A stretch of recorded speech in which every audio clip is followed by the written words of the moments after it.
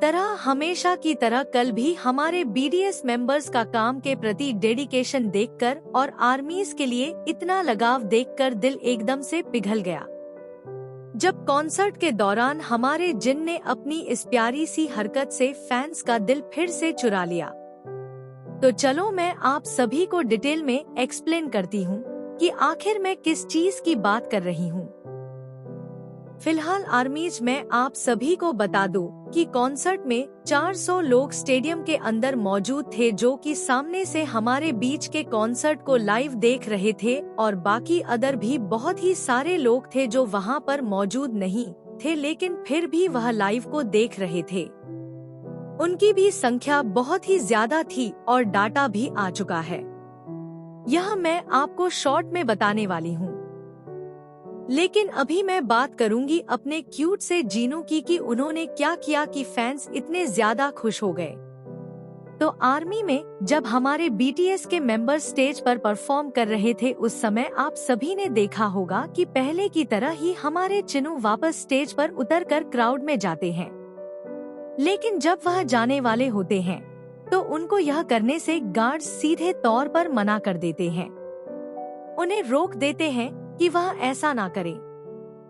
यह उनके लिए खतरा भरा हो सकता है।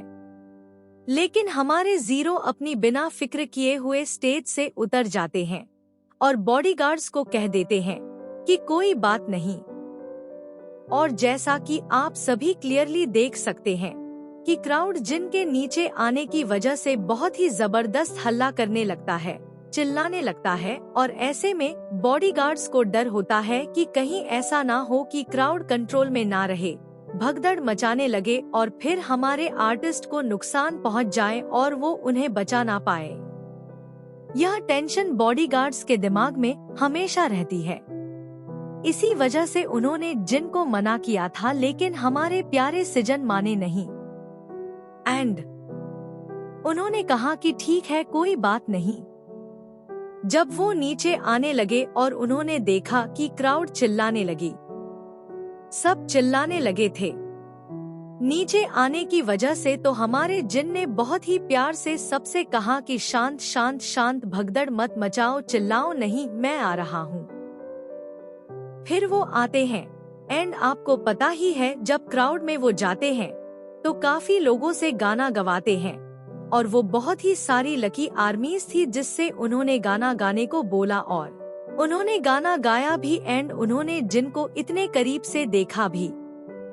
अब आर्मीज यह सब देखने के बाद ध्यान देने वाली बात यह है कि इन सब में काम के प्रति इतना डेडिकेशन है, इतना आर्मीज के लिए लगाव है। यहाँ पर सीढ़ियों से उतरना इतना ज्यादा खतरनाक हो सकता है, लेकिन फिर भी यह कंसल्ट को आर्मीज के लिए इंटरेस्टिंग बनाने में लगे ही रहते हैं।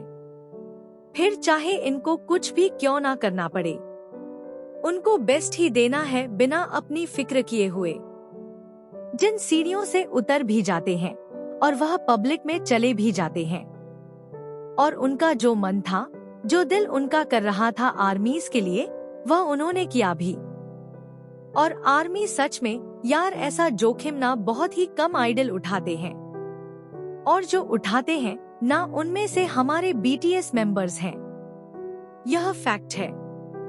और पता है, इस लाइव में एक छोटा सा मोमेंट और भी दिखाई दिया जहां हमारे भी एकदम स्टेज पर ना फ्लोर पर लोट पोट रहे थे, एकदम बच्चों की तरह, जैसे जैसे होता नहीं अपने यहाँ की बारिश होने लगती है तो छोटे बच्चे जाके कीचड़ में खेलने लगते हैं बारिश में, लाइक, और बहुत ही अल्टी पल्टी मार रहे होते हैं और बहुत ही एंजॉय करते हैं। कुछ वैसा यार फील हो रहा था, एकदम बच्चू सा लग रहा था वो, और बहुत ही एंजॉय करते हैं ये सब।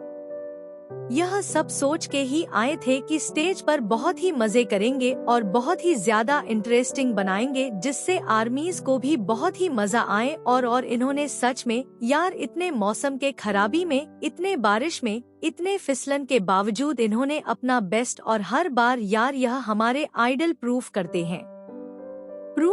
हैं कि यह बेस्ट है। यह वो आइडल हैं जो बहुत कम मिलते हैं।